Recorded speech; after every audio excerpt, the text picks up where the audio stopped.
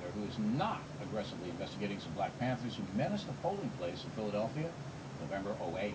Here now, Fox News anchor Megan Kelly. You know, we covered this Black Panther thing when it first happened. And they had clubs. They were standing outside a polling place with clubs, these guys. And a freelance and yelling journalist. racial epithets. Yeah, and a freelance journalist says, hey, what are you doing? And they, you know, they were standing there with clubs, and if you don't like it, you can get lost. So this looks to me like something should be investigated. What say you? Yes, and the Department of Justice also felt that way, because you can imagine if this was 3 guys in Ku Klux Klan outfits making similar threats, the Department of Justice would be all over it. Well, to its credit, it was all over these 3 guys. Until, according to the Washington Times, a political appointee at the DOJ, the number 3 guy at DOJ, got involved and said, never mind. And it's even worse than that. Who was that guy? I have it written down. I'll get back to you. Hold that thought.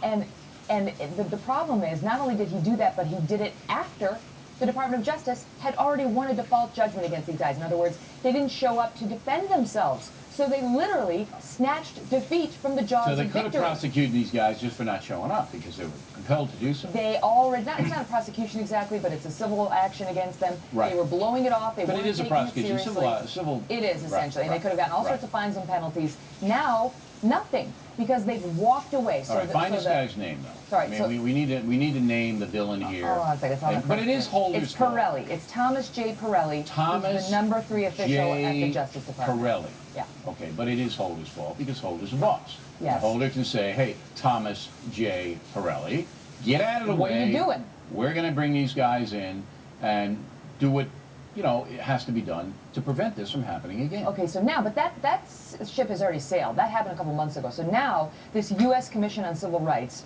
which is an independent, nonpartisan group, although currently it leans right, is going after the Department of Justice and pushing for it to at least explain its reasons for dropping this case, which it had essentially already won. Because Thomas did not explain. No, and so basically they've gotten a, you know, they've thumbed the finger at them. We'll call Thomas PIRELLI tomorrow.